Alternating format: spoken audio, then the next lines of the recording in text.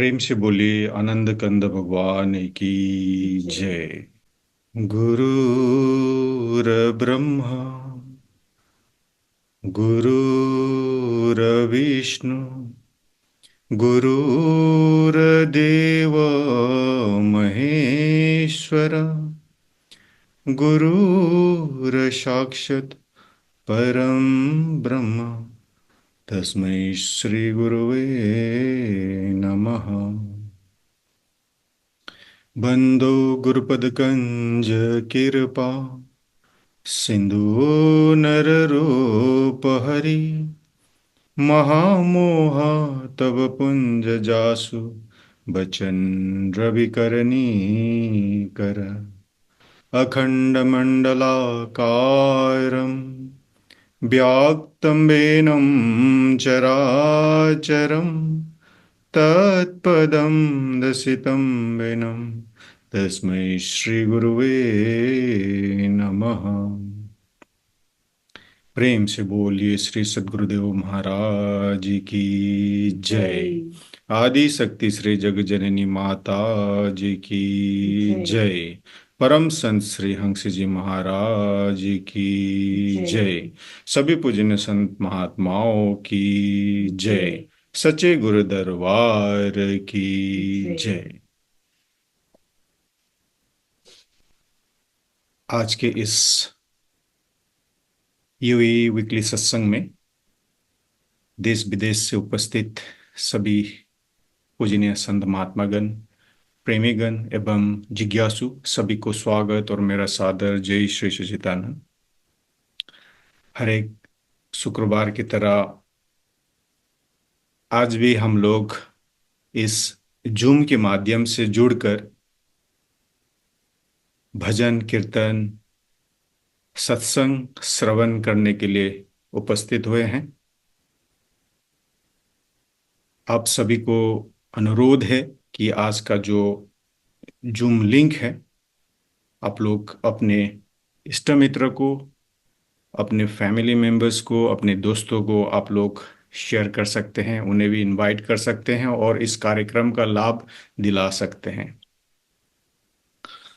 हमारा इस कार्यक्रम जूम के माध्यम से खाली नहीं बल्कि फेसबुक प्लस यूट्यूब के माध्यम से भी पब्लिश किया जाता है, रिकॉर्डेड।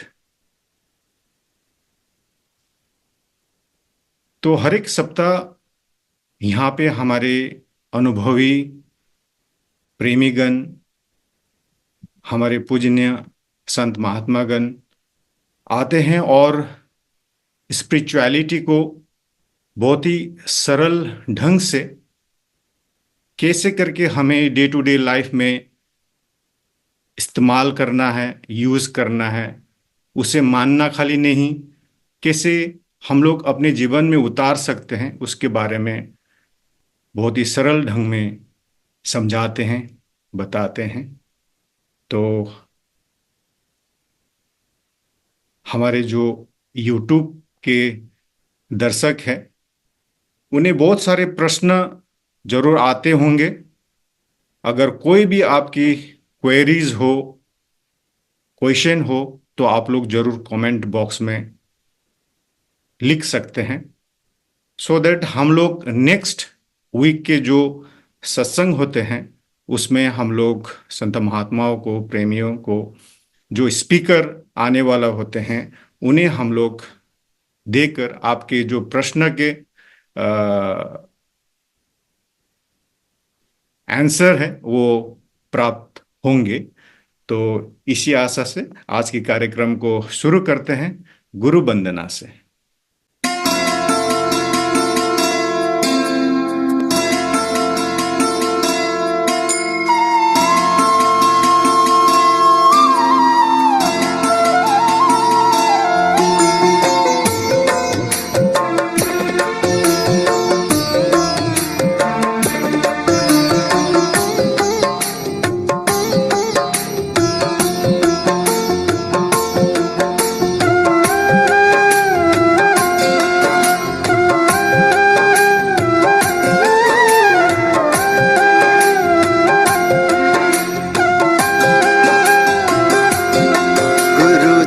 चरण कमल बलिहारी रे, प्रभु चरण कमल बलिहारी रे।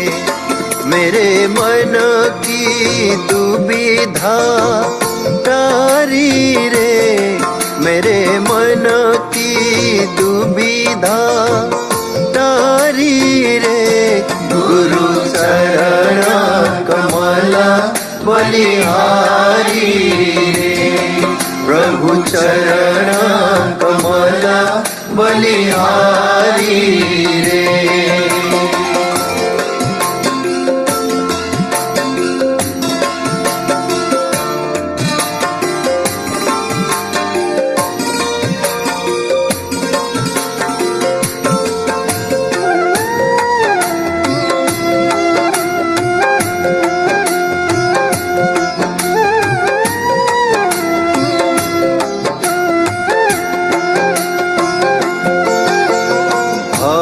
सागर में नीर अपारा, भव सागर में नीर अपारा।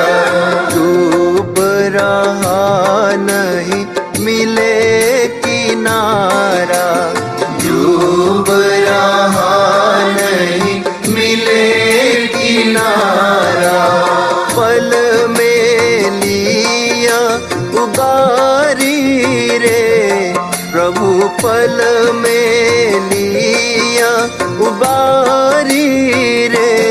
गुरु चरण कमल बलिहारी रे, प्रभु चरण कमल बलिहारी रे।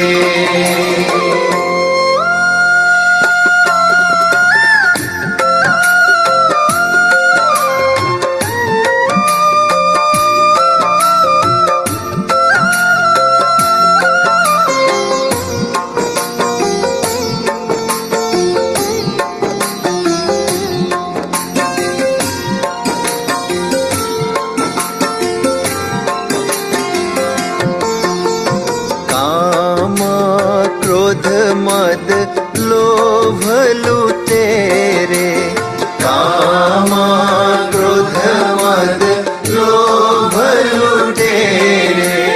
जन्म जन्म के बैरी मेरे, जन्म जन्म के बैरी मेरे।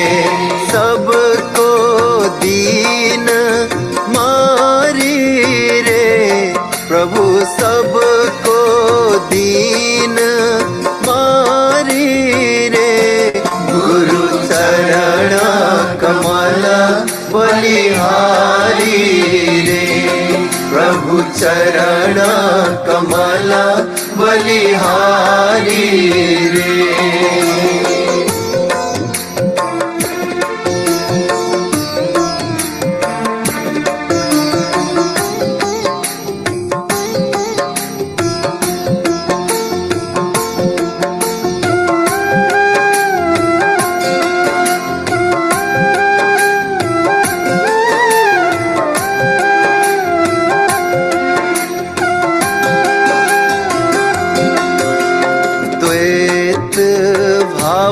सब दूर कराया, द्वैत भाव सब दूर कराया।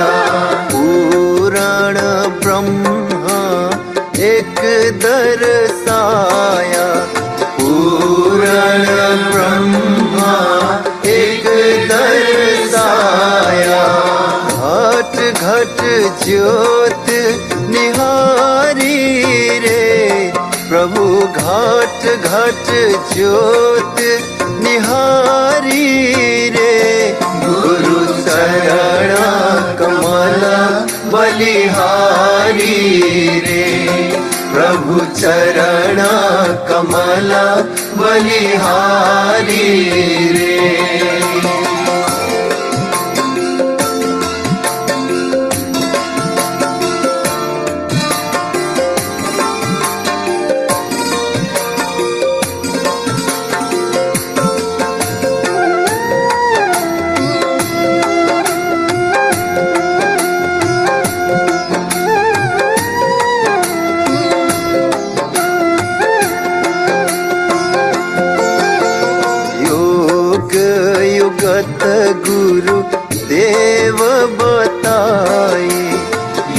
योग युगत गुरु देव बताए।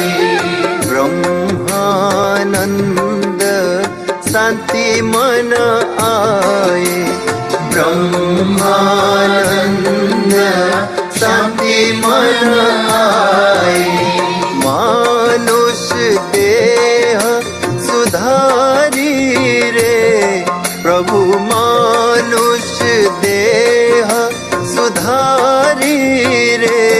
गुरु चरण कमल बलिहारी रे। सद्गुरु चरण कमल बलिहारी रे। मेरे मन की दुविधा टारी रे। मेरे मन की दुविधा टारी रे। गुरु चरण कमल बलिहारी रे। प्रभु चरण कमल बलिहारी रे। गुरु चरण कमल बलिहारी रे। प्रेम से बोलिए श्री सद्गुरुदेव महाराज की जय। सभी दिव्य परिवारों की जय। अभी आप अति सुंदर गुरु वंदना श्रवण कर रहे थे, जिसको स्वर दिया था हमारे गुरु भाई इंद्र लामिछा ने, जो यूएसए से हैं, और इस वीडियो को एडिट किया था हमारे सुयोग्य राय भाई, जो इजराइल से हैं। दोनों को बहुत बहुत धन्यवाद। अभी सत्संग होगा। सत्संग के लिए मैं आपको ले चलता हूँ दिल्ली। हमारे आदरणीय गुरु भक्त अमरीश जिंदाल जी को मैं अनुरोध करता हूँ अपना सत्संग विचार हमारे साथ साझा करने के लिए। गुरु पद कन कृपा सिंधु नर रूप हरि महामोहतम पुंज जासु वचन रवि करनि कर। बोलिए श्री सद्गुरुदेव महाराज की जय। आनंद कंद भगवान की जय। उपस्थित प्रेमी सज्जनों और भगवत भक्तों, श्री गुरु महाराज जी की असीम कृपा से हम इस जूम मीटिंग के माध्यम से हर हफ्ते शुक्रवार को ये सत्संग कार्यक्रम रखते हैं। और इसमें जो ज्ञान की चर्चा है, गुरु महाराज जी से जो हमारा प्रेम है और जो ज्ञान से अर्जित हमारे अनुभव है, उसको हम साझा करते हैं। आज मैं एक चीज बताना चाहूंगा कि जब इस जूम मीटिंग के लिए मैं विचार कर रहा था कि भाई आज मुझे क्या बोलना चाहिए, तो मैं थोड़ा सा संशयग्रस्त हो गया कि क्या बोला जाए, क्या ना बोला जाए, क्या याद करूं, क्या क्या चीज रिकॉल करके रखूं। और फिर मेरे को लगा कि भाई तू ये कर क्या रहा है। ये कोई ऐसी जगह नहीं है जहां कुछ रट करके सुनाया जाए या कुछ पूर्व काल को दोहराया जाए, बल्कि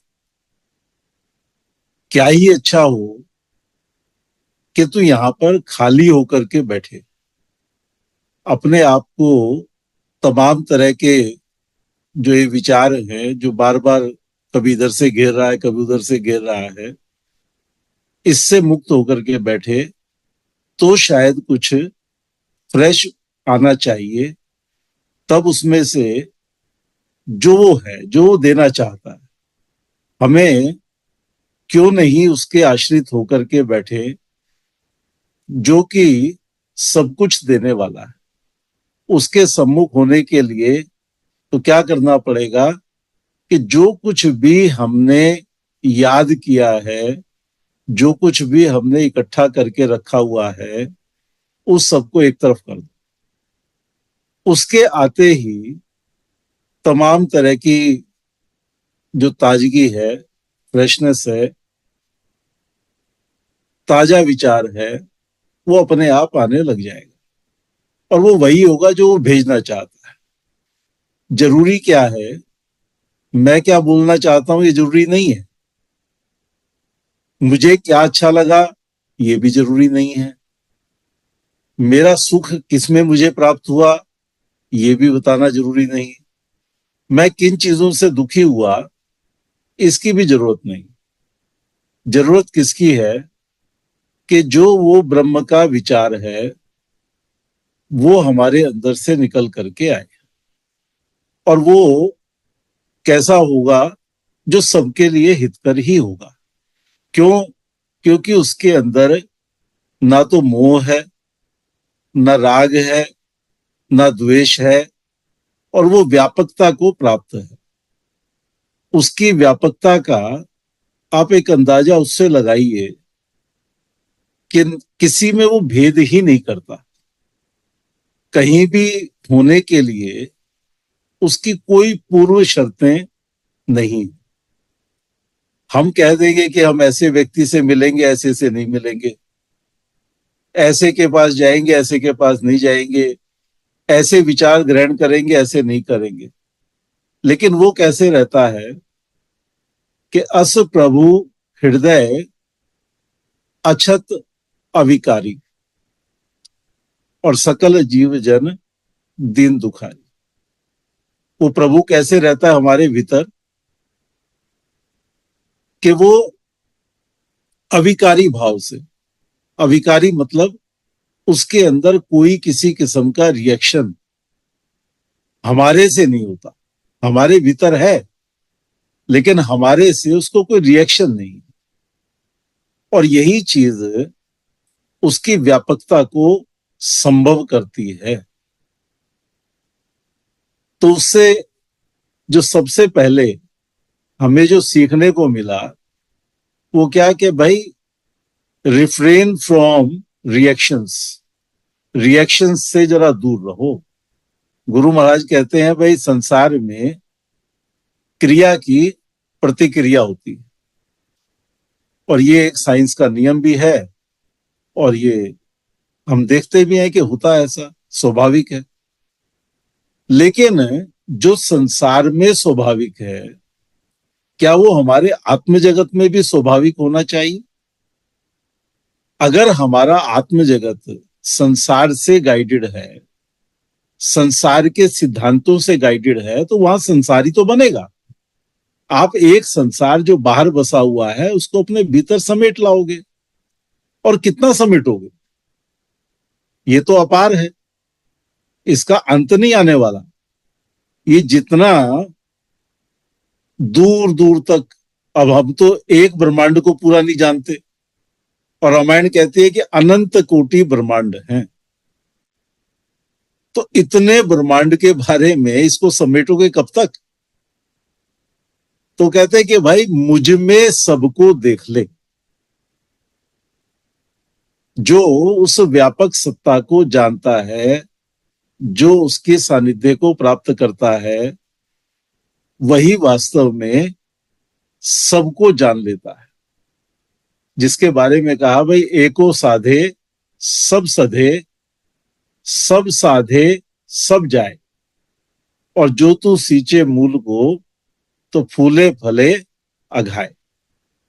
तो इस चीज को करने के लिए क्या करना पड़ेगा कि सबसे पहले जीवन के प्रति अपने रवैये को थोड़ा सा बदलना पड़ेगा। और इसके भी पहले मैं एक चीज कहूंगा, सॉरी मैंने दूसरे स्टेप को पहले ले लिया। पहला स्टेप क्या है कि भाई संतों की संगत के द्वारा क्या करे, गुरु महाराज जी के ज्ञान को प्राप्त करे। क्योंकि बिना उसके जब हम शास्त्रों को पढ़ते हैं, शास्त्रों को सुनते हैं, तो उसका नतीजा बड़ा खराब है। शास्त्र की आज्ञा है कि शास्त्रों का अध्ययन अनुभवी तत्ववेत्ताओं की शरण में बैठ करके ही करना चाहिए। और हम क्या करते हैं, हम तो कहते हैं हम तो पढ़े लिखे लोग हैं भाई, आजकल गूगल पे सब कुछ उपलब्ध है, पढ़ लो। बड़े बड़े विद्वान आपको व्याख्या करते हुए मिल जाएंगे, सुन लो। कथावाचक अनेक रोचक तरीकों से आपको बता देंगे, कर लो, सुन लो उसको। लेकिन ये सारा कुछ करने के बाद भी रिजल्ट क्या हो रहा है कि हमारे अंदर ज्ञान का अहंकार तो आ रहा है कि हम ये भी जान गए, हम ये भी जान गए, इस शास्त्र में क्या लिखा है हमने ये भी जान लिया। सब कुछ जानने का दावा हम कर सकते हैं, लेकिन असल में शास्त्र क्या कह रहा है उसका हमें पता ही नहीं चला।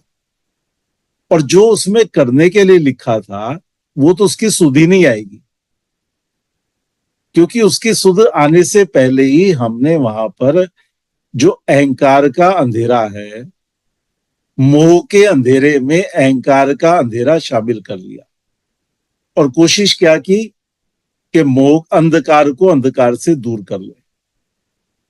ये स्वाभाविक है, होता है, सारी दुनिया इससे त्रस्त है।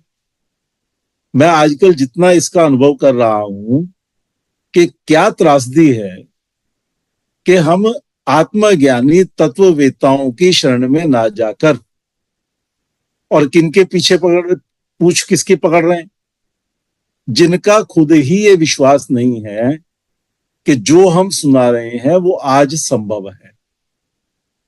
देखिए, एक है जो कहता है कि भाई जो इस किताब में लिखा हुआ है, जो शास्त्र में है, बिल्कुल सत्य है, और ये पहले भी सत्य था, आज भी सत्य है और आगे भी सत्य रहेगा। और इसका अनुभव पहले भी हो सकता था, हुआ है, आज भी हो सकता है और आगे भी होता रहेगा। और दूसरा कह रहा है कि नहीं साहब, देखो ये तो पहले सतयुग में होता था, आज नहीं हो सकता, आज इसका अनुभव संभव ही नहीं। और फिर वो सुना उसी को रहा है और हम भी उसके बारे में कह रहे हैं हाँ हाँ बहुत बढ़िया सुनाया। अरे भाई, जब उसने लास्ट में कह ही दिया कि इसका अनुभव आज संभव नहीं है, तो फिर हम सुना क्यों रहे हो? हमें कहां ले जाना चाहते हो? कि जो खलल तुम्हारे दिमाग में है, जो शास्त्र की व्याख्या तुम्हें रास्ता नहीं दे रही, तो हमें तुम्हारे बताने से रास्ता कैसे देगी?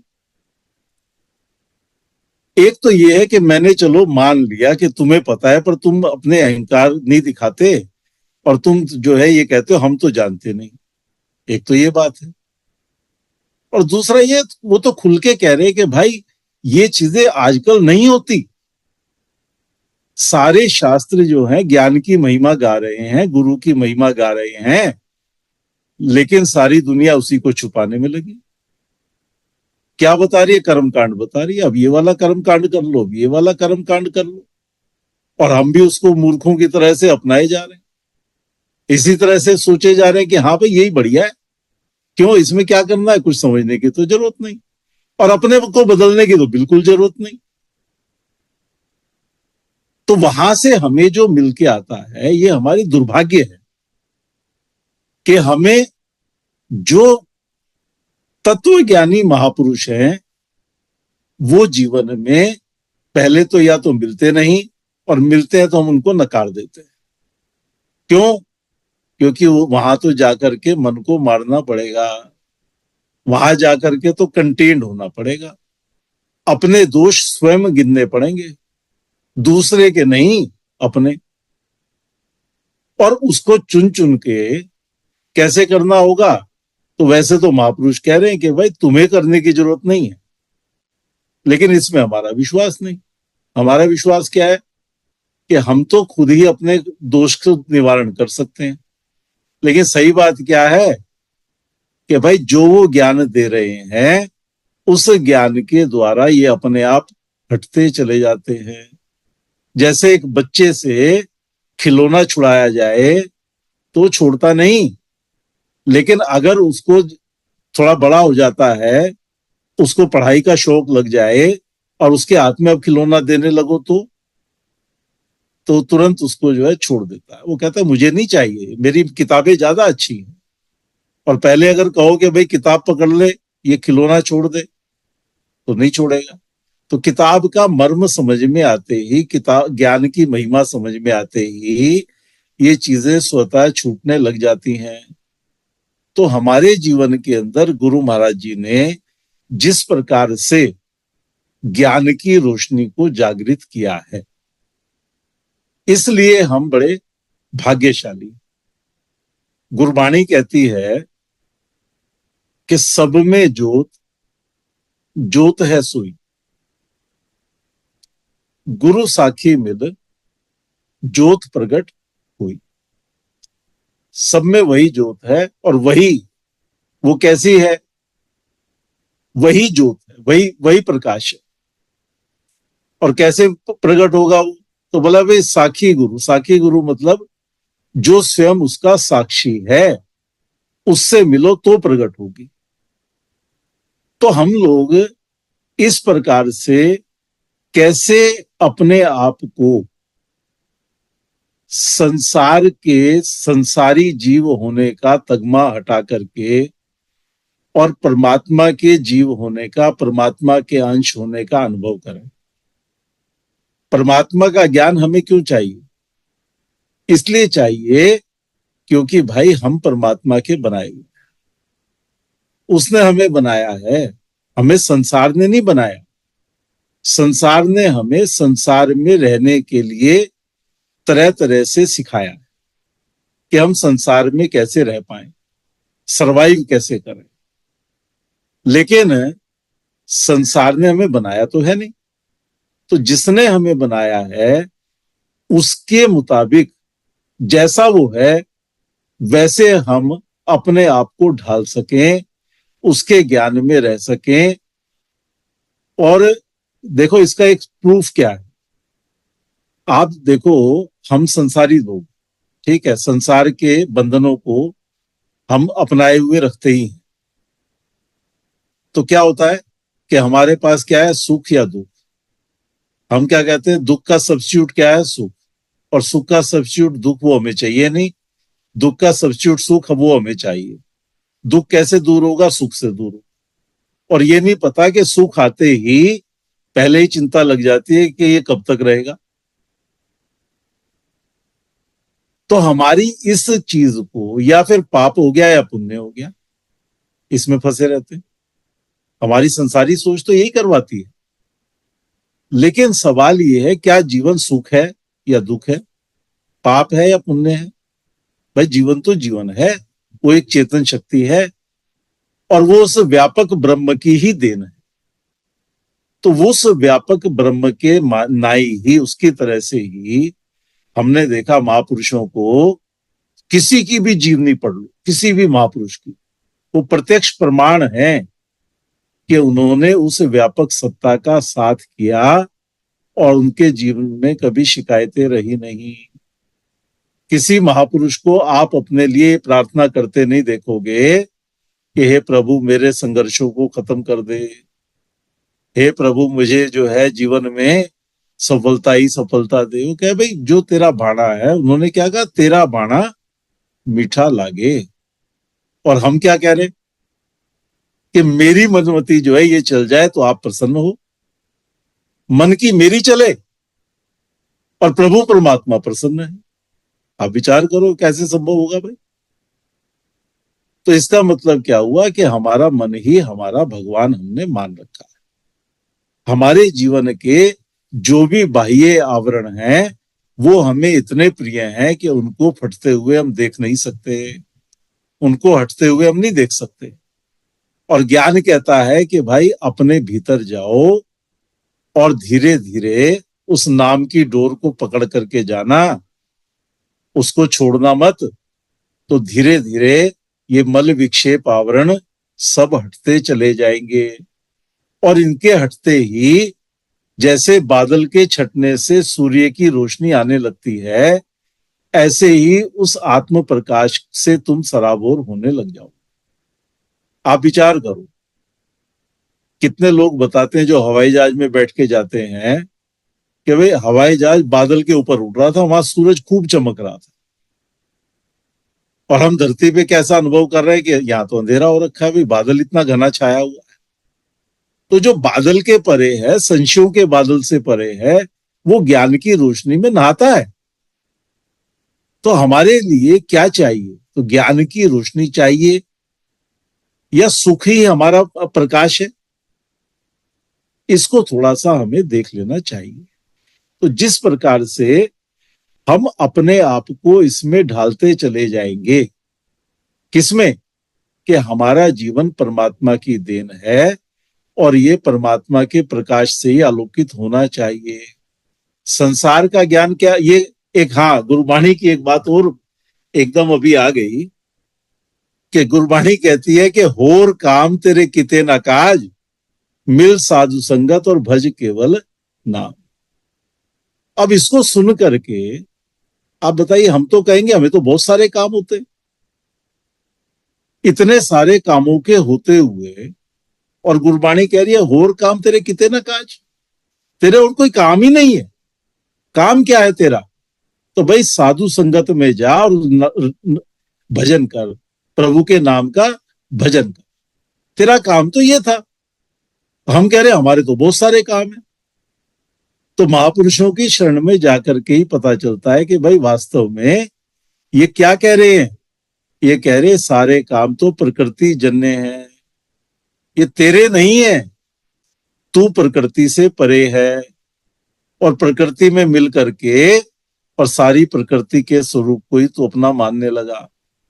और इसीलिए आजकल बहुत सारे लोग क्या कह रहे हैं कि भगवान माने क्या? भा से भूमि, भूमि गा से गगन, वा से वायु, आ से अग्नि और ना से नीर पानी। तो बोला भाई ये ही भगवान है, तो प्रकृति ही भगवान है। तो जब भाई प्रकृति ही भगवान है तो तुम इससे बाहर जाने की कैसे सोचोगे? और हमारे शास्त्र इसकी गवाही देते नहीं। लेकिन हमने क्या किया कि मेहनत करनी नहीं, तो जहां हम आकर के फंस गए उसमें फंसे हुए को ही अपना ज्ञान मान लिया। क्या करें? जब भारत देश गुलाम था तो महात्मा गांधी को जन जागरण करते हुए ये समझाने में बरसों लग गए कि हम गुलाम। नहीं तो हमारे यहां सब लोग क्या कहते थे, कौन रिप हो हमें का हानि। भाई कोई भी राजा, हमें क्या फर्क पड़ता, हमें तो टैक्स देना है, दे देंगे, कानून का पालन जैसा होगा कर लेंगे। कोई भी राजा आएगा कानून तो बनाएगा ही। तो भाई प्रकृति में फंसे हुए ऐसे ही अज्ञानता के विचार आते हैं। इसलिए महापुरुषों की शरण में जाकर के क्या करना है कि अपने आप को उस ज्ञान के प्रति, उस ब्रह्म के विचार के प्रति समर्पित करना है। और उसके लिए क्या करना है? तो कुछ नहीं करना है, उनकी शरण में जाकर के जो वो कहे वो करना है। क्यों? अगर उनकी करनी में विश्वास नहीं है, उनके वचन में विश्वास नहीं है, तो उनके ज्ञान में भी आपका विश्वास होगा नहीं। इसलिए पूरे विश्वास के साथ इसको जानो और अपने ज्ञान, अपने आप को इस मार्ग में और अधिक से अधिक अग्रसर करें। बोलिए श्री सद्गुरुदेव महाराज की जय। प्रेम से बोलिए आनंद कंद भगवान की जय। हमारे गुरु भक्त अमरीश जिंदाल जी को अति मार्मिक सत्संग विचार से हम सबको लाभान्वित करने के लिए आपको बहुत बहुत धन्यवाद। चलिए अभी एक छोटा सा भजन होगा। भजन के लिए मैं आपको ले चलता हूँ हिमाचल प्रदेश। हमारे गुरु बहन दीक्षा जी को मैं अनुरोध करता हूँ अपना भजन प्रस्तुति के लिए। प्रेम से बोली सतगुरुदेव महाराज की जय। परम आराध्य जगत जननी श्री माता जी की जय। राम कृपा दिखला दे तो ये संत मिलने हो जाता है, और संत दया दिखला दे तो भगवंत मिलने हो जाता है। नब्ज जो देखी वैद ने बीमार लिख दिया, बीमारी का नाम उसने सतगुरु का प्यार लिख दिया।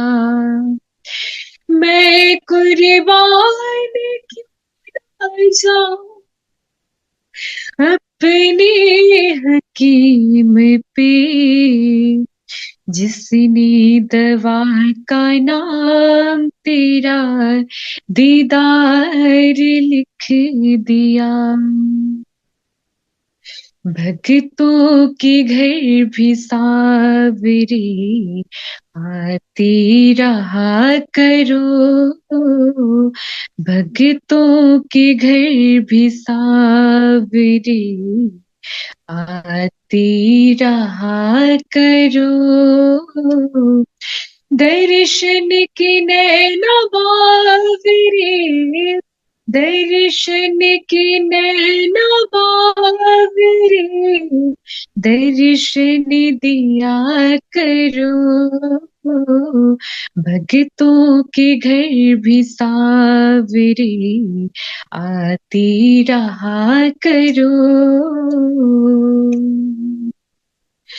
कहते हैं प्रेम से प्रभु छिल के भी खा गए, कहते हैं प्रेम से प्रभु छिल के भी खा गए।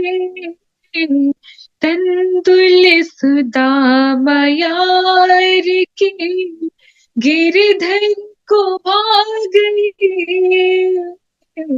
तंदुल सुदामा यार के गिरधर को भाग गए। बिल्ली की झूठी बैर प्रभु खाते रहा करो, बिल्ली की झूठी बैर प्रभु खाते रहा करो। दर्शन के नैना बावरे, दर्शन के नैना बावरे, दर्शन दिया करो, भक्तों के घर भी सांवरे आते रहा करो, भक्तों के घर भी सांवरे आते रहा करो। भक्तों का मान आप हो, भक्तों की शान हो, भक्तों का मान आप हो, भक्तों की शान हो। जीवन तुम्ही हो सत्य गुरु, तन मन हो प्राण हो। जीवन तुम्ही हो सत्य गुरु, तन मन हो प्राण हो। तेरी दया का पात्र हूँ, मुझ पर दया करो। तेरी दया का पात्र हूँ, मुझ पर दया करो। दर्शन के नैना बावरे, दर्शन के नैना बावरे, दर्शन दिया करो, भक्तों के घर भी सांवरे आते रहा करो, भक्तों के घर भी सांवरे आते रहा करो। माना तुम्हारे चाहने वाले अनेक है, माना तुम्हारे चाहने वाले अनेक है, इन पागलों की भीड़ में हम भी तो एक है,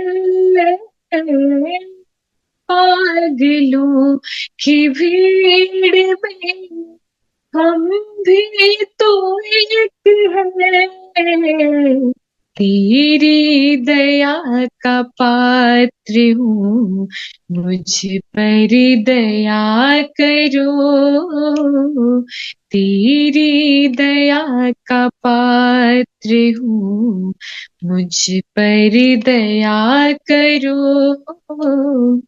दर्शन के नैना बावरे, दर्शन के नैना बावरे, दर्शन दिया करो, भक्तों के घर भी सावरे, आती रहा करो, भक्तों के घर भी सावरे, आती रहा करो। प्रेम से बोली सदगुरुदेव महाराज की जय। परम आराध्य जगत जननी श्री माता जी की जय। प्रेम से बोलिए आनंद कंद भगवान की जय। हमारी गुरु बहन दीक्षा जी को अति भावपूर्ण भजन प्रस्तुति के लिए बहुत बहुत धन्यवाद। चलिए अभी सत्संग होगा। सत्संग के लिए मैं आपको ले चलता हूँ भारत।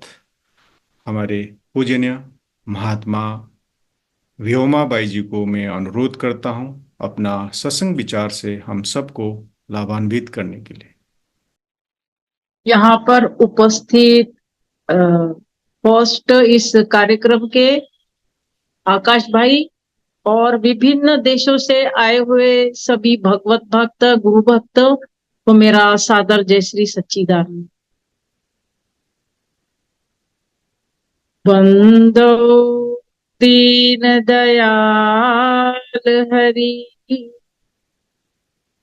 कृपा सिंधु सुखधाम जगदीश्वर श्री हंस को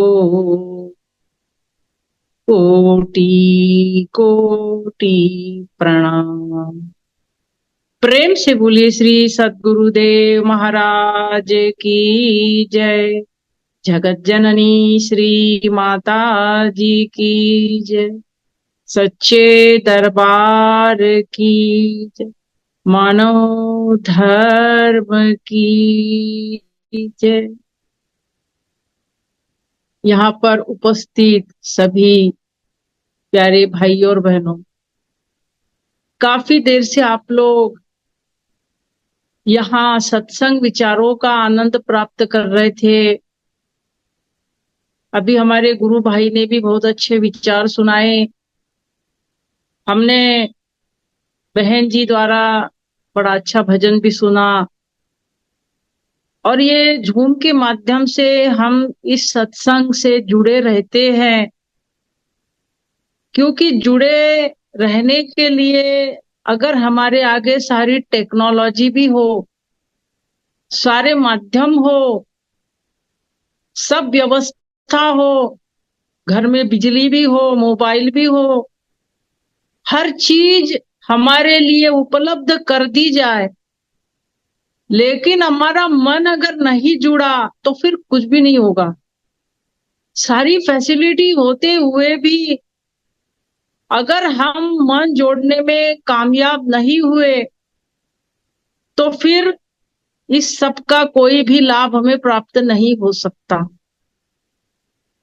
इसीलिए हमें अभी सत्संग के भी विचार हमने सुने तो जो भाई साहब है वो यही कह रहे थे कि सोच विचार के मैंने आया था, लेकिन फिर मैंने सोचा कि ये विचार करने से कुछ नहीं होने वाला। जो कुछ भी है गुरु महाराज जी की कृपा से अपने आप जो है आगे का पन्ना खुलता जाएगा। असल में पन्ना खुलना और आगे गुरु महाराज जी ने हमारे इस शरीर को माध्यम बनाकर इस अध्यात्म के प्रचार का प्रचार करना ये तभी संभव होगा जब हमारा मन गुरु महाराज जी से कनेक्ट होगा। गुरु महाराज जी से मन कनेक्ट होगा इसका मतलब है कि नाम से कनेक्ट होगा। तो इसीलिए कहा गया कि जो नाम है, जो सुमिरन है, जो चिंतन है, वो हमेशा हमें करते रहना चाहिए। और ये नाम का सुमिरन ही वो चाबी है जो सारे ही ताले खोलेगी। और इसीलिए गुरु महाराज जी ने हम पर बहुत बड़ी दया करी कि हमें वो अद्भुत चाबी गुरु महाराज जी ने दे दी। लेकिन अब उसका उपयोग कैसे किया जाए, क्योंकि जो दिया है हमें वो बड़ा ही विशेष है, वो हर किसी को भी मिलता नहीं है। हमने देखा कि लोग यहाँ कितनी आज खोजने का प्रयास कर रहे हैं, जितने साइंटिस्ट हैं कितना खोज कर रहे हैं कि क्या है, कहाँ से क्रिएशन आया, किसने क्रिएट करा, इसका ओरिजिन क्या है, ये कैसे दुनिया प्रकट हुई, ये एटम और मॉलिक्यूल कहाँ से आए। ये सारा वैज्ञानिक इस पर इतना ज्यादा संशोधन कर रहे हैं और वो अनेक प्रकार के सिद्धांत और अनेक डिस्कशन इस पे अनेक कुछ कर रहे हैं। फिर भी अभी तक उनको कुछ ऐसा नहीं मिला कि वो ये कहे कि नहीं यही है वो चीज कि जिससे ये दुनिया बनी। अनेक अभी कई बार फिजिक्स के बड़े बड़े वैज्ञानिक क्वांटम फिजिक्स वाली बातों को करने लगते हैं, उसमें अनेक नए थियरीज ला रहे हैं। लेकिन इतना सारा लाने के बाद भी कोई ऐसा पक्का कुछ बात वो कह नहीं पा रहे हैं। लेकिन उनको अब अपना डायरेक्शन अगर वो चेंज कर दे, बाहर से खोजने के बजाय अगर वो अंदर ही प्रवेश कर ले, अंतर जगत में प्रवेश करके फिर खोजे, जैसा कि साधु संत ऋषि मुनियों ने खोजा। साधु संतों ने तो समझ लिया कि बाहर खोजने से कुछ नहीं मिलने वाला। जिस चीज को खोज रहा है वो परमात्मा, वो शक्ति, वो एनर्जी, वो क्रिएशन के पीछे का फोर्स, वो सारा कुछ जो है ऋषि मुनियों ने समझ लिया कि बाहर से उसका कुछ हमको कारण नहीं पता चलेगा। तब वो अंदर गए और अंदर जाने के बाद जब उन्होंने उस परमात्म तत्व को सदगुरु के द्वारा समझा, तो उसके बाद धीरे धीरे हर प्रश्न के उत्तर मिलते चले गए। हर प्रश्न का उत्तर था कि सृष्टि निर्माण कैसे हुई, शुरू में क्या हुआ था, कैसे ये जगत उत्पन्न हुआ, इंसानों के कर्म क्या है, इंसानों के लिए क्या प्राप्य है, क्या प्राप्त करना चाहिए इंसानों ने जन्म लेने के बाद, और किस चीज को छोड़ देना चाहिए, हमारी जीवन शैली कैसी होनी चाहिए। और हर चीज का नॉलेज उनको आया अंदर प्रवेश करने के बाद। उसके बाद वो करते करते संशोधन अंदर अंतर्मुख होते गए। फिर कबीरदास जी जैसे ज्ञानी संत जब उन्होंने अपनी बातें कही, तो उन्होंने क्या कहा कि पोथी पढ़ पढ़ जग मुआ, पंडित भयानक कोय। ढाई अक्षर प्रेम का पढ़े सो पंडित होए। कि कबीरदास जी ने ये कहा कि देखो, पोथी पढ़ रहे, मतलब पोथी का मतलब है ग्रंथ।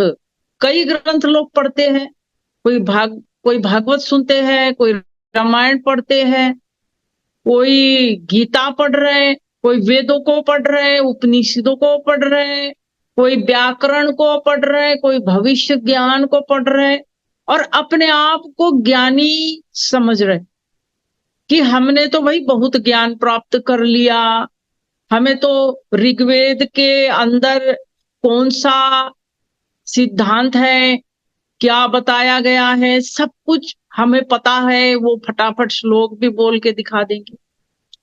इतना सब करे हुए जब महापंडितों को कबीरदास जी ने देखा, तब उन्होंने ये कहा कि भाई तुम चाहे कुछ भी कर लो, चाहे तुम कितना भी पढ़ लो, कितना भी डिस्कस कर लो, कितनी भी चर्चा कर लो, ब्रह्म के बारे में तुम्हें समझ में आ जाए, निर्गुण के बारे में, अगम निगम के बारे में, चाहे तुम कितना ही उस पर विचार एकदम समझ लो और बोल भी लो, लेकिन कहा कि फिर भी तुम अधूरे हो, फिर भी तुम्हें वहां तक तुम गए ही नहीं। तो वो कहां तक जाने की बात कही कि पोथी पढ़ पढ़ जग मुआ, पंडित भयानक होए, और ढाई अक्षर प्रेम का पढ़े सो पंडित होए।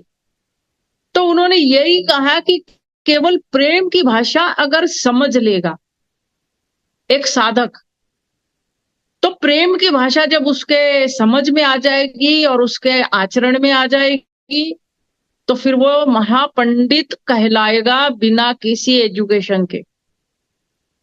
तो ये जो प्रेम की भाषा पर जोर दिया है हमारे संतों ने, क्योंकि अध्यात्म का सार ही प्रेम है, और हमारे अंदर अगर अपनापन या दया या एक जिसको सहिष्णुता कहते हैं, ऐसी भावनाएं आ नहीं रही है अगर हमारे अंदर, अभी भी जिसको हम कहते कि दुनिया में जो कुछ भी हो रहा उसकी ओर नजरअंदाज जैसे कर देते हैं, रास्ते में कोई गिर गया, हम उसको उठाने के लिए भी नहीं रुकते हैं, कोई मदद मांगने आया अगर हम उसकी मदद नहीं करते हैं, किसी के साथ थोड़ा सा अच्छे से दो प्यार से शब्द सहानुभूति के किसी को हम नहीं देते हैं, क्योंकि हम इतने बिजी हैं कि सबसे पहले हम अपना बिजीपन को इम्पोर्टेंस दे रहे हैं। बहुत बिजी है हम, हमें बहुत इंपॉर्टेंट कामें रखे हैं करने के, बहुत बड़े काम करने हैं हमें, बड़ी कंपनी चलानी है हमें, बहुत बड़ा पद संभालना है हमें, कोई बड़े फैक्ट्री का, कोई कंपनी का खूब बड़ा पद हमारा जिम्मा है। तो हम इन बड़ी बड़ी चीजों में अटक जाते हैं, और जो साधारण, जो प्रेम की जो सहज सुंदर और साधारण चीज थी, जो भगवान तक एक क्षण में ही ले जाती है, उसको हम साइड में हटा देते हैं, और ऐसा हम पल पल कर रहे हैं, और इसी वजह से भगवान से हम दूर रहते हैं, और फिर भगवान भी हमें करीब हमारे नहीं आता है। तो ये जो प्रेम कहा कि कहां से उत्पन्न होगा, भी हमारे अंदर प्रेम कैसे उत्पन्न होगा। तो गुरु महाराज जी के दरबार में जब हम आ रहे हैं, तो गुरु महाराज जी ने सबसे पहले अपनी इस दरबार में हमें क्या सीख दी। सबसे पहले गुरु महाराज जी ने ये सीख दी कि भाई प्रेम होना चाहिए, इसीलिए हम सबको क्या कहा, प्रेमी, जो आपस में प्रेम से रहे, अपनापन से रहे, हृदय जिनके मिले हुए हो, विचार एक साथ मिलकर गुरु भक्ति में लगे हुए हो, और गुरु महाराज जी के लिए जो संगठना बनाए हो इस ज्ञान और प्रेम को प्रसारित करने के लिए। तो इसीलिए हमें प्रेमी कहा गया। लेकिन हम देख रहे हैं कि एक समय ऐसा था, प्रेमियों में इतना प्रेम होता था, वो दिन थे, आज से समझ लो 20 साल पहले, 30 साल पहले का वो जमाना। उस समय इतना अपनापन था कि प्रेमी को प्रेमी मिलने से एकदम तुरंत अपनी अपनी जो सतरंजी है वो फैला देते थे, कहते थे आओ प्रेमी जी यहीं सो जाओ। एक साथ खाना खाते थे, एक साथ ट्रेन में बैठते थे, चलते थे, आते थे, जाते थे। और वो वाला जो प्रेम है, उस प्रेम का ये परिणाम था कि उस समय जो ज्ञान का प्रचार बढ़ने लगा, इतना ज्यादा ज्ञान का प्रचार बढ़ा तेजी से। और क्योंकि तीसरा आदमी जब देखता था कि प्रेमियों में देखो ये दो लोगों में कितना अपनत्व है, कितना अच्छा भाव है, आपस में कितना कनेक्शन है, तो वो प्रभावित हो जाते थे और उनको मन करता था हम भी इसमें शामिल हो जाए।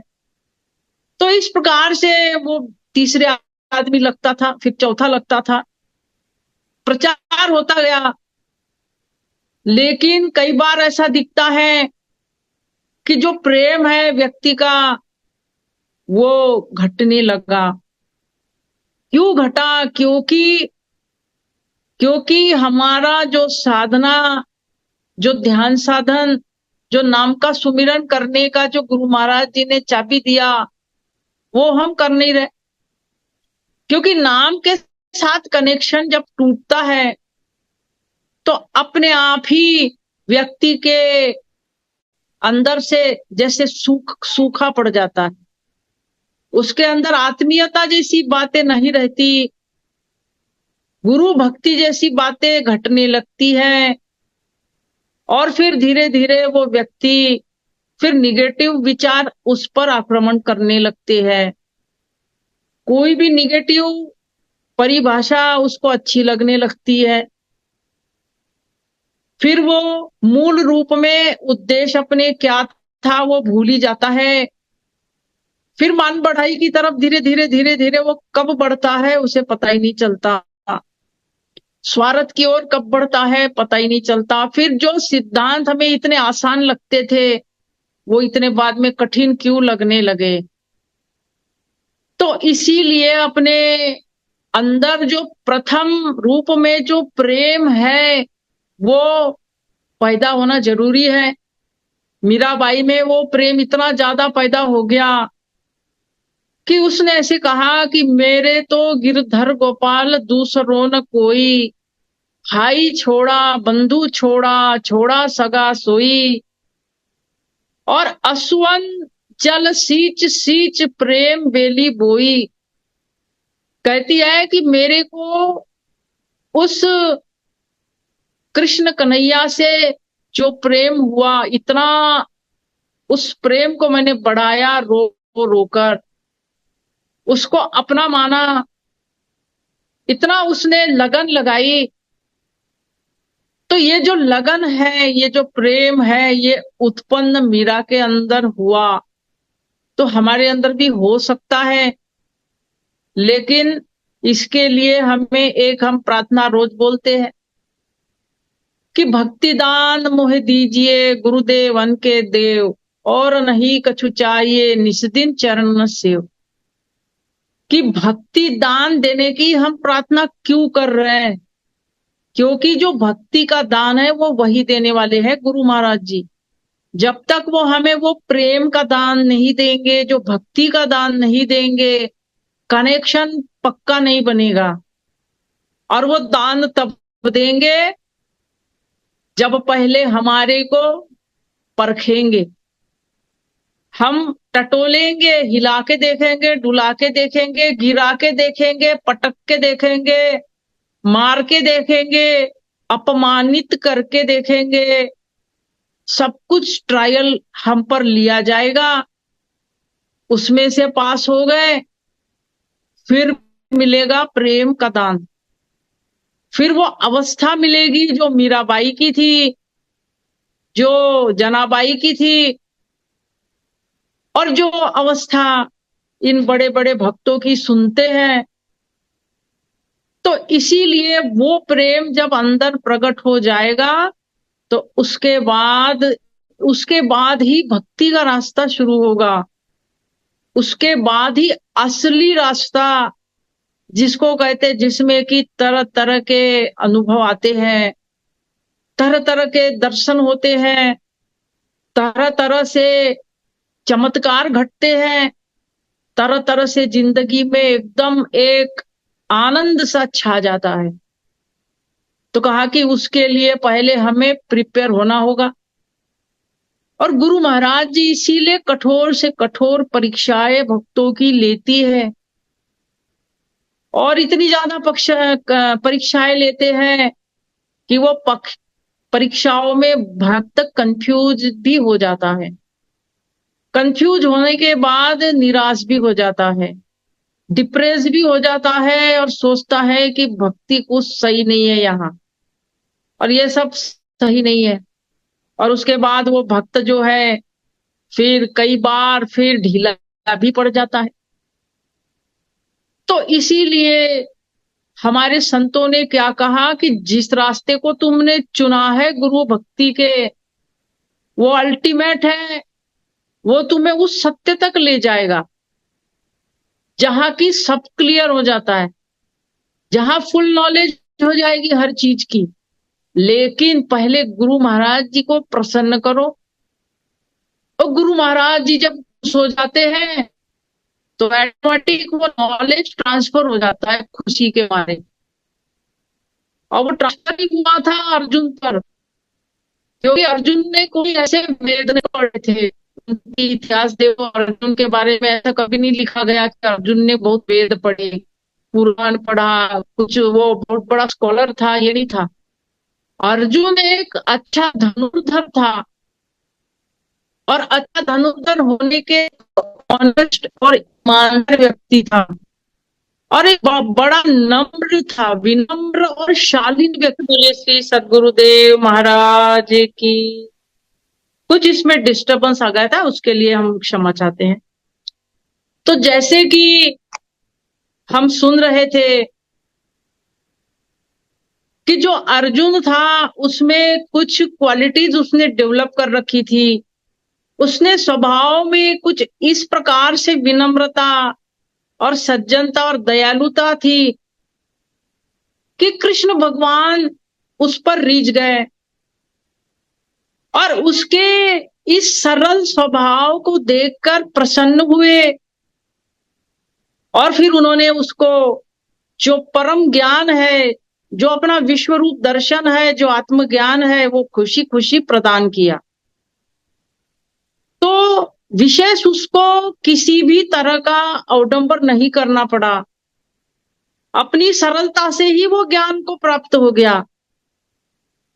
इसी तरह गुरु महाराज जी भी एक भक्त के अंदर वो सच्चाई खोजते हैं, वो सरलता, वो ईमानदारी वो खोजते हैं, जो ऑनेस्टी खोजते हैं। और वो ज्ञान गुरु महाराज जी के प्रसन्नता से फिर हृदय के अंदर एक शिष्य के प्रकट हो जाता है। तो इसीलिए अध्यात्म का रास्ता कहा है कि कई बार ऊंचा और नीचा इसमें आएगा, लेकिन एक शिष्य को बिल्कुल सीधी रास्ते में चलना चाहिए। तो संतों ने यही कहा कि गुरु भक्ति अति कठिन है, जो खांडे की ढार, हाले डोले कट मरे निश्चल उतरे पार। कि गुरु भक्ति जो होती है वो हमें एक मजबूत इंसान और उसके बाद एक मजबूत भक्त बनाती है। उसके लिए एक निश्चय करना होगा हमारे मन में कि चाहे कुछ भी हो जाए, ये रास्ता छोड़ना नहीं है। चाहे कुछ भी हो जाए, हमको पीछे मुड़ना नहीं है, आगे ही बढ़ते जाना है, चाहे कुछ भी हो आगे। धीरे धीरे कहा कि पंथ दिखाया गुरु ने, चलना अपना काम, चलते चलते आप ही मिटत दुख तमाम। कि गुरु महाराज जी ने तो हमें रास्ता दिखा दिया, कहा कि तुम्हारा गोल है तुम्हारा लक्ष्य है कि तुम्हें वो आध्यात्मिक अनुभूतियों को प्राप्त करना ही है, वो साधना के पक्ष में पथ में चलते हुए वो आनंद को प्राप्त करना ही है। अब कई बार आनंद नहीं मिल रहा तो उसको छोड़ नहीं देना है। तुम्हें जो चाहे किसी चीज की कामना तुम्हारी पूर्ति नहीं हो रही है जीवन में, तो तुम निराश हो जा रहे हो, तो फिर भी नहीं छोड़ना है। किसी ने तुम्हें मूर्ख कहा कि तुम मूर्ख हो जो इस रास्ते पे चल रहे हो, तो भी नहीं छोड़ना है, क्योंकि तुम्हें प्रमाण चाहिए। तो प्रमाण तो तुम्हें गुरु महाराज जी ने पहले ही दिन दे दिया। गुरु महाराज जी ने जो प्रमाण तुम्हें पहले दिन दिया था जब तुमने ज्ञान लिया, तो वो प्रमाण तुम और किसी को भी पूछ के देखो कि क्या किसी और गुरु ये प्रमाण दे सकते हैं? क्या इस प्रकार से तुम्हारी संपूर्ण चेतना को समेट के ऊपर उठा सकते हैं जैसे हमारी चेतना ऊपर उठाई गई?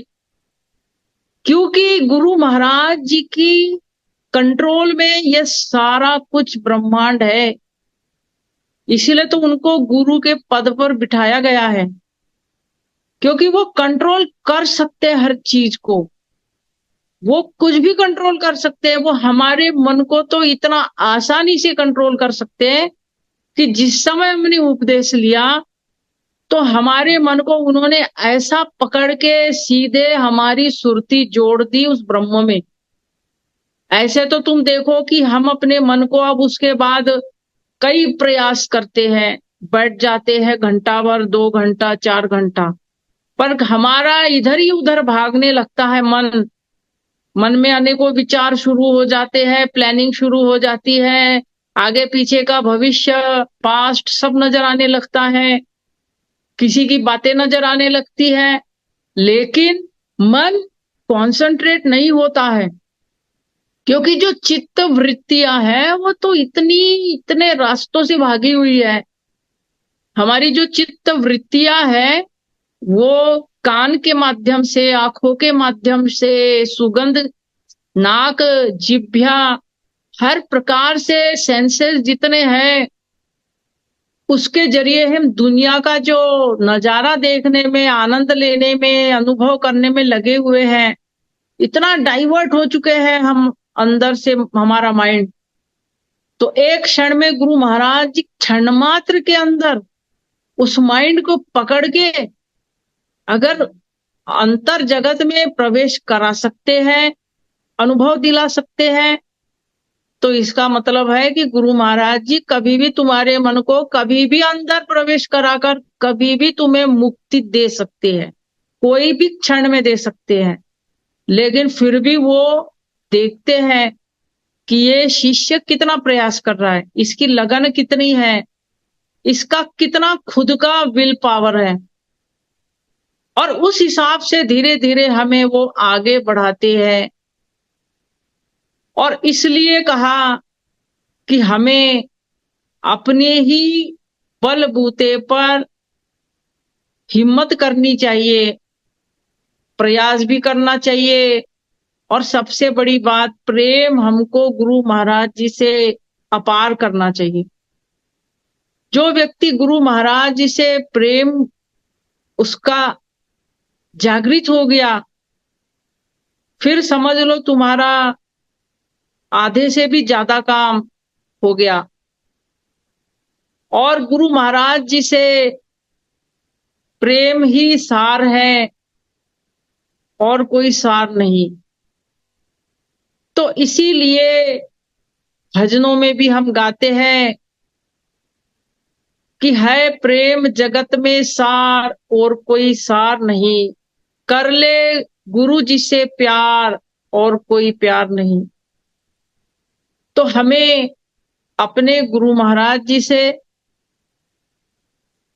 बड़े ही श्रद्धा के साथ उनकी आज्ञा मानते हुए इस अध्यात्म पथ पे चलना चाहिए, क्योंकि कई लोग प्रयास भी करते हैं। हम जब कहते हैं कि भाई आश्रम में आओ, ज्ञान के बारे में जानो, सत्संग सुनो, तो कुछ लोग पढ़े लिखे भी लोग होते हैं, हर प्रकार के लोग होते हैं, आते हैं आश्रम में और फिर बैठते भी हैं। उनको सब सत्संग भी वो सुनते हैं, ज्ञान के बारे में भी सुनते हैं, इतना डिटेल में भी सुनते हैं। किताबें दो तो वो ले जाते हैं, किताबें भी पढ़ते हैं, लेकिन फिर भी क्लिक नहीं हो रहा, बात क्लिक नहीं हो रही उनके अंदर। इसका क्या कारण हो सकता है? बहुत बड़े अच्छे अच्छे एजुकेटेड लोग हैं, वो भी नहीं समझ पा रहे हैं। तो इसका क्या कारण है? इसका एक ही कारण है कि कुछ पर्दा पड़ा है, वो पर्दा दिख नहीं रहा हमें, पर वो बुद्धि पे पड़ा है। और वो पर्दा जितना गाढ़ा होगा, उतना व्यक्ति इस ज्ञान को सामने आकर भी नहीं समझ पाएगा। और कितना भी डिस्कशन कर लो, कई लोग आश्रम में आएंगे तो वो ज्ञान के बारे में सोचने के बजाय वो ये देखते हैं कि यहाँ का माहौल कैसा है, यहाँ किस प्रकार के लोग बैठे हुए हैं, यहाँ कौन सी लैंग्वेज में बातें हो रही है। फिर ये देखने के बाद वो पीछे हट जाते हैं, क्योंकि वो लोग ज्ञान की खोज उनको है ही नहीं।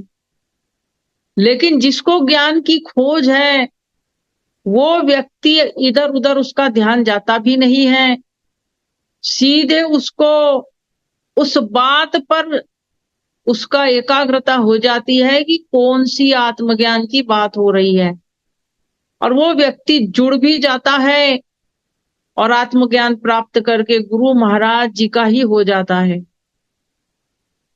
तो हम लोग बहुत भाग्यशाली हैं कि हमको गुरु महाराज जी से जुड़ने का अवसर प्राप्त हुआ, हमें सत्संग भी प्राप्त हो रहा है। और ये समय इतना खराब है इस समय कि हम जितना ज्यादा ध्यान साधना में अपने मन को लगाएंगे तभी हमारा कल्याण हो सकेगा। तो समय हो गया है और बीच में थोड़ा सा डिस्टरबेंस हुआ, उसके लिए सभी से हम क्षमा मांगते हैं। और आज का सत्संग विचार यही समाप्त होता है। आप सभी का बहुत बहुत धन्यवाद जो आप लोगों ने ये सत्संग विचार हमें आने का मौका दिया। आकाश भाई का बहुत बहुत धन्यवाद। आप सबका भी प्रेम से बोलिए श्री सद्गुरुदेव महाराज की जय। प्रेम से बोलिए आनंद कंद भगवान की जय। हमारे पूजनीय महात्मा भीमा बाई जी को अति मार्मिक सत्संग विचार से हम सबको लाभान्वित करने के लिए बाई जी को बहुत बहुत धन्यवाद।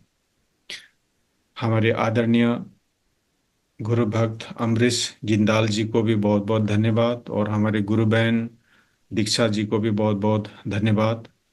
और आज के कार्यक्रम में जो भी महानुभाव उपस्थित हुए हैं इस जूम के माध्यम से, आप सभी को भी बहुत बहुत धन्यवाद।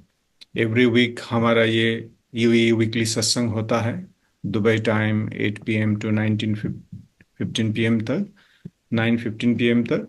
तो जिस लिंक से आप लोग जुड़े हुए हैं, एवरी वीक हमारा वो सेम लिंक होता है।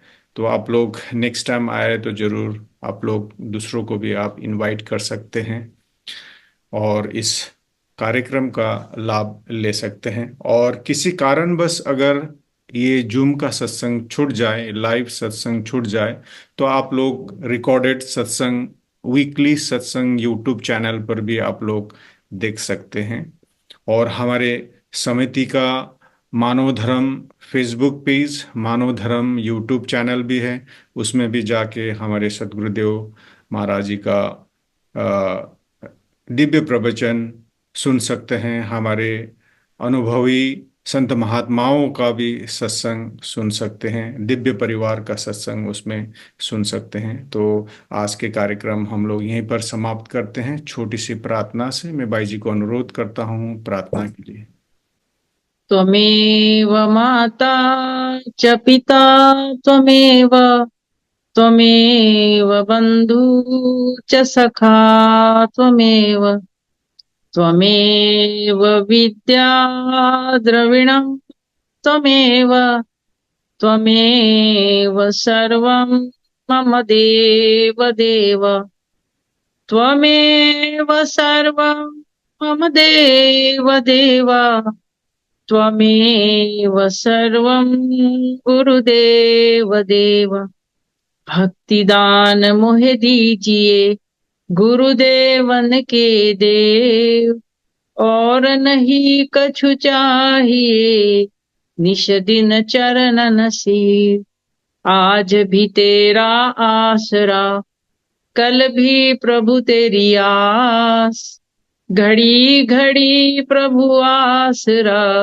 शरण पड़ा मैं दास। प्रेम से बोलिए श्री सद्गुरुदेव महाराज की जय। जगत जननी श्री माता जी की जय। सच्चे दरबार की जय। मानव धर्म की जय। 2 मिनट सभी लोग सुमिरन करेंगे।